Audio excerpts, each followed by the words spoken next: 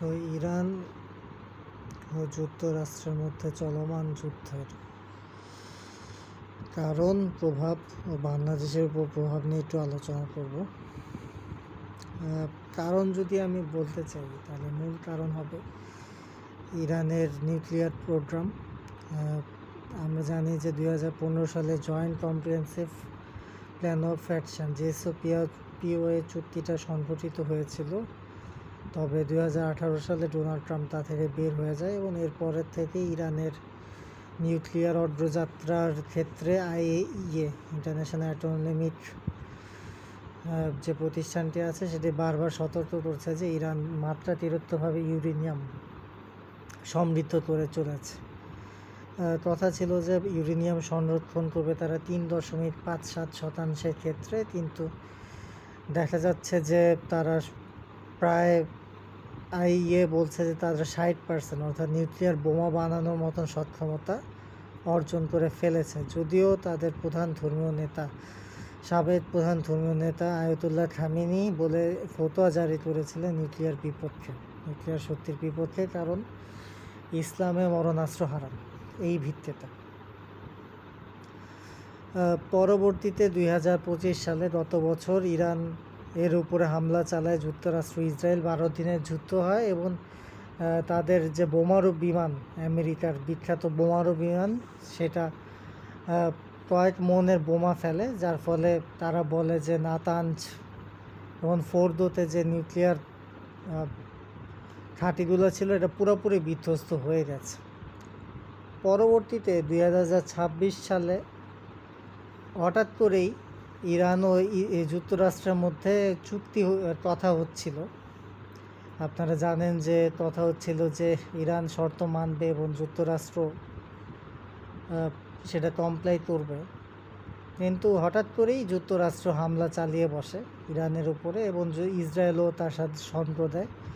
Israel কেন ইরানের বিপক্ষে তা বুঝতে হলে আমাদের ফিরে যেতে হবে যে ইসরায়েলের সাথে ফিলিস্তিনের একটা দীর্ঘ সংঘাত, এবং সেই সংঘাতে ইরানের প্রতি হামাস গ্রুপের সাথে তাদের সংঘাত বেশি, এবং তারা মনে করে যে ইরানের কারণেই ইসরায়েলের যে ইরানের যে প্রক্সিগুলো আছে সেগুলোর কারণেই ইসরায়েলের নিরাপত্তা হুমকির মুখে পড়ছে। এবং তাদের একটা ডক্ট্রিন আছে, সোলোমন ডক্ট্রিন। সেই ডক্ট্রিনে বলছে যে ইসরায়েল যদি কখনো ক্ষতির মুখে পড়ে অথবা সে যদি ধ্বংসের মধ্যে যায়, তাহলে সে সব দেশগুলো তার শত্রুদের নিয়েও মরবে। এবং নেতানিয়াহুর যে রিসেন্ট ডক্ট্রিনটা আপনারা জানেন, সেই ডক্ট্রিন অনুসারেও বলা হচ্ছে যে আপনার শান্তি প্রতিষ্ঠা করতে হবে এবং তাদের বিপক্ষে যারা আছে, শান্তির বিপক্ষে তাদের নির্মূল করতে হবে। সো ইসরায়েলের এক্সিস্টেন্সিয়াল ক্রাইসিস হয়ে যায় ইরানের জন্য, যে ইরান মনে করে যে যদি তারা ব্যালিস্টিক মিসাইল এবং তারা যদি নিউক্লিয়ার পারমাণবিক বোমা সমৃদ্ধ করে ফেলে, তখন ইসরায়েলের জন্য এটা ব্যাপক হুমকির মুখে পড়বে। আর আমেরিকার জন্য এটা প্রধানত দুইটি কারণ। এক, ইরানের মধ্যপ্রাচ্যে প্রভাব যদি বৃদ্ধি পায়, সেক্ষেত্রে আমেরিকার যে প্রভাব, পেট্রোডলার ডিপ্লোমেসি, সেটা হুমকির মুখে পড়তে পারে। দুই, রাশিয়া ও চীনের উপর চাপ। আপনারা জানেন যে চীনের অর্থনৈতিক বিস্তারে অন্যতম দুটো প্রভাব হচ্ছে তারা ভেনেজুয়েলা, রাশিয়া ও চীন থেকে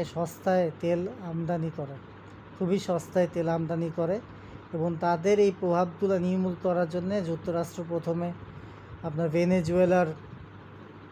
প্রথমে শর্ত দিয়েছে যে যারা রাশিয়া থেকে তেল কিনবে তাদের উপরে উচ্চ ট্যারিফের ঘোষণা দেওয়া হয়। পরবর্তীতে ভেনেজুয়েলার প্রেসিডেন্টকে তুলে নিয়ে যাওয়া হয় চীনের রিপ্রেজেন্টেটিভ থাকা সত্ত্বেও সেই দেশে। এবং তৃতীয়ত, ইরানের উপর হামলা চালানো হয়। থার্ড হচ্ছে আপনার ইসরায়েলের সুরক্ষা ও নিরাপত্তা প্রতিষ্ঠা করা এবং আমেরিকার যে হেজেমনি সেটা ধরে রাখা। এবং ইসরায়েলের খালি যে নিউক্লিয়ারের জন্যই হামলা চালাচ্ছে তা নয়, তাদের যে ব্যালিস্টিক মিসাইল ABM বা মাস ডিস্ট্রাকটিভ ডিভাইস বা MAD, মিউচুয়াল অ্যাসিউর্ড ডিস্ট্রাকশান যাতে না হয়, সেই জন্যে হচ্ছে আপনার এবিএমও তারা নির্মূল করতে বলে ইরানকে। এবং সেই চুক্তিতে কোনো পর্যায়ে হয়তো বা ইউএসএ এবং ইরানের মধ্যে যে কথাবার্তা সেটা আপনার ঠিক মতন হচ্ছিল না। এবং এর সাথে আপনার রেজিম চেঞ্জও একটা ব্যাপার আছে। ইরানের অভ্যন্তরীণ সংঘাতের ব্যাপারে আপনারা জানেন যে অভ্যন্তরীণ সংঘাতও দেখা দিয়েছিল, যে আপনার ইরানের কিন্তু ইনফ্লেশন যুদ্ধের আগে 42% ইনফ্লেশন ছিল, যেখানে বাংলাদেশের 10% ইনফ্লেশনই আমাদের সমাজ জীবন ও অর্থনৈতিক জীবনের আপনার বিরূপ প্রভাব পড়তে শুরু করেছে। সেখানে ইরানেরও 42% আপনার ছিল আপনার হচ্ছে মুদ্রাস্ফীতি। তাছাড়াও আপনারা জানেন যে নারী অধিকার এবং সংরক্ষণের ব্যাপারে সেই দেশের অ্যাক্টিভিস্টরা ব্যাপক সচেতন, এবং ইরানের রেজিমের বিপক্ষে একটি অভ্যন্তরীণ আন্দোলনও দেখা দিয়েছিল। এবং বিদেশি পশ্চিমা মিডিয়া দাবি করে যে প্রায় 20,000 মানুষ সেই আন্দোলনে মারা যায়, যদিও এর সত্যতা নিয়ে ব্যাপক কথা রয়েছে। এবং রেজা পাহলাভি, যে পাহলাভি বংশজ, তারাও দীর্ঘদিন ধরে চেষ্টা করছে ইরানের রেজিম চেঞ্জের জন্য। তো ইরানের রেজিম চেঞ্জ সাথে আপনার মধ্যপ্রাচ্যে ইরানের প্রভাব হ্রাস এবং ইসরায়েলের যে প্রভাব বৃদ্ধি এবং আমেরিকার প্রভাব বৃদ্ধি, সব মিলিয়েই ইরানের উপর এই হামলাটা করা হয়। এই হামলার কারণে প্রথম দিনেই প্রায় আয়াতুল্লাহ খামেনি সহ উল্লেখযোগ্য কমান্ডার যারা আছেন বা উল্লেখযোগ্য নেতা, তাদের ডিক্যাপিটেশন স্ট্র্যাটেজির মাধ্যমে মেরে ফেলা হয়। ধারণা করা হচ্ছিল যে খুব সহজেই ইরানকে পরাস্ত করা যাবে যুক্তরাষ্ট্রের পক্ষ থেকে, তাই মনে করা হচ্ছিল, কিন্তু সেটা হয়নি।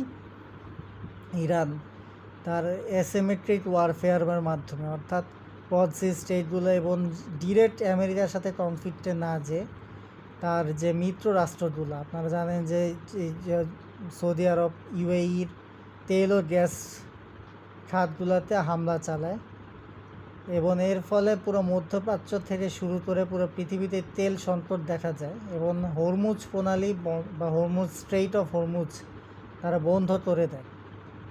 এই বন্ধ করে দেওয়ার ফলে আপনারা জানেন যে হরমুজ প্রণালী দিয়ে পুরো বিশ্বের 20% তেল আমদানি রপ্তানি হয়, এবং এর ফলে ব্রেন্ট ক্রুড অয়েলের দাম ব্যারেল প্রতি $105 পৌঁছে গেছে, যেখানে যুদ্ধের পূর্বে তা ছিল $65 পার ব্যারেল।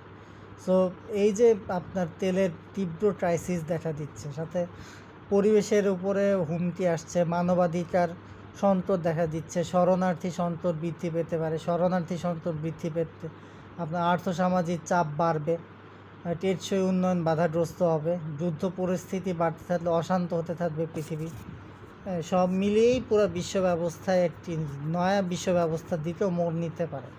আপনারা দেখে যাচ্ছে যে রাশিয়া ঘোষণা দিয়েছে যে আপনার চীনের ইউয়ানের মাধ্যমেই রাশিয়া থেকে তেল কিনতে হবে, এমন একটা প্রস্তাব আসতে পারে। এবং ইরানও টোল আদায় শুরু করেছিল, এবং সেখানে আপনার চীনের ইউয়ানকে প্রাধান্য দেওয়া হচ্ছে। সো একটা নয়া বিশ্ব ব্যবস্থার দিকেও রূপ নিতে পারে যা মনে হচ্ছে। এখন বাংলাদেশের উপর কী প্রভাব পড়তে পারে? বাংলাদেশের উপর প্রভাব পড়বে, প্রথম হচ্ছে ভারসাম্যহীনতা বা পররাষ্ট্রনীতির ব্যালেন্স রক্ষা করা। এটা খুব মারাত্মকভাবে চ্যালেঞ্জ হয়ে যাবে। তার কারণ হচ্ছে আপনার আমেরিকা হচ্ছে আমাদের সবচেয়ে বড় রপ্তানিকারক দেশ, অর্থাৎ আমাদের সবচেয়ে বেশি রপ্তানি করে আমেরিকাতে। এবং আপনারা জানেন যে আমাদের শহীদ প্রেসিডেন্ট জিয়াউর রহমানের পররাষ্ট্রনীতি, যেটা বিএনপির এখন পররাষ্ট্রনীতি, এটা হচ্ছে মুসলিম বিশ্বের সাথে সম্পর্ক উন্নয়ন।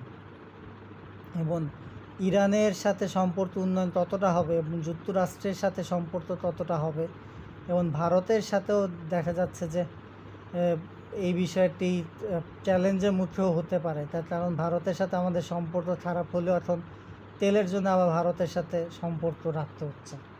সব মিলিয়ে যে ভারসাম্যহীন হয়ে যেতে পারে বা কোনো পক্ষের দিকে চলে যাওয়া, কোনো ব্লকের দিকে চলে যাওয়ার মনোবৃত্তি দেখা দিতে পারে। এটা থেকে বের হয়ে এসে নিউট্রাল অবস্থান ধরে রাখাটা একটি চ্যালেঞ্জ। সাথে জ্বালানি তেল সংকট দেখা দিচ্ছে, অলরেডি আপনারা জানেন অনেক তেল পাম্প বন্ধ হয়ে যাচ্ছে। এবং জ্বালানি তেলের মূল্য তীব্র আকারে বেড়ে যাচ্ছে। জ্বালানি তেলের মূল্য বৃদ্ধি পেলে আপনারা জানেন যে আমাদের যে যাওয়া আসার খরচ, সেই যাওয়া আসার খরচ বৃদ্ধি পাবে, যাও আমাদের কস্ট বেড়ে যাবে, আমদানি খরচ বেড়ে যাবে, রপ্তানি খরচও বেড়ে যাবে এবং আমদানি খরচ বাড়বে, সাপ্লাই চেইন ব্যাহত হবে, সাথে আমাদের যে লোকোমোটিভ বা যানবাহনের খরচও বৃদ্ধি পাবে। সব মিলিয়ে আপনার জ্বালানি তেল আবার আপনার শিল্প প্রতিষ্ঠানেও বিদ্যুৎ ঘাটতি দেখা দিতে পারে। বিদ্যুৎ ঘাটতি দেখা দিলে সেখানে লিড টাইম বেড়ে যেতে পারে, পোশাক সরবরাহের ক্ষেত্রে আপনার ক্ষতিগ্রস্ত হতে পারে। সব মিলিয়ে আমাদের রিজার্ভ কমতে পারে, আমাদের রপ্তানি কমে যেতে পারে, আমদানি ব্যয় বৃদ্ধি পেতে পারে, জীবনমান হ্রাস পেতে পারে, জ্বালানি তেল সংকট দেখা দিতে পারে, আমাদের সামাজিক ক্ষেত্রে সামাজিক অস্থিরতা দেখা দিতে পারে, চাঁদাবাজি বাড়তে পারে, দুর্নীতি বাড়তে পারে, সামাজিক অস্থিরতা, সামাজিক অবক্ষয় দেখা দিতে পারে। ওদিকে আবার আমরা যদি বিকল্প মাধ্যম বের না করতে পারি জ্বালানি তেলের, সেক্ষেত্রে হচ্ছে আমাদের অতি নির্ভরশীলতা বৃদ্ধি পেতে পারে। তাছাড়াও মধ্যপ্রাচ্যে সংকট মানে আমাদের রেমিটেন্সেরও প্রভাব আসতে পারে। আপনারা জানেন যে আমাদের যে আমদানি রপ্তানি যে ঘাটতি সেটা পূরণ করে রেমিটেন্স দিয়ে। এই মাসেও প্রায় $33 মিলিয়ন রেমিটেন্স এসেছে বাংলাদেশে সর্বোচ্চ। সো এই রেমিটেন্স ঘাটতি দেখা দিতে পারে। শ্রমিকরা দেশে আসলে এমনি দেশে কর্মসংস্থানের অভাব, আবার কর্মসংস্থানের সংকট দেখা দিতে পারে। আমাদের রেমিটেন্সের অন্যতম প্রধান চাহিদা দেখা যায় হচ্ছে আপনার শহর ও গ্রামীণ অঞ্চলে। এর ফলে শহর ও গ্রামের মধ্যে যে আপনার বৈষম্য, সেই বৈষম্য তীব্র হতে পারে। সব মিলিয়ে আমাদের জীবন মানের উপর খুব ক্ষতিকর প্রভাব দেখা দিবে ইরান ও এই যুদ্ধ। তাই আমরা প্রত্যাশা করব যে কূটনৈতিক তৎপরতার মাধ্যমে পুরো বিশ্বেই এই যুদ্ধটা বন্ধ হয়ে যাবে এবং শান্তি ও স্থিতিশীলতা দেখা দিবে, যার কারণে বাংলাদেশের মতন নিম্ন মধ্যে দেশগুলোও উন্নতি করতে পারে। ধন্যবাদ।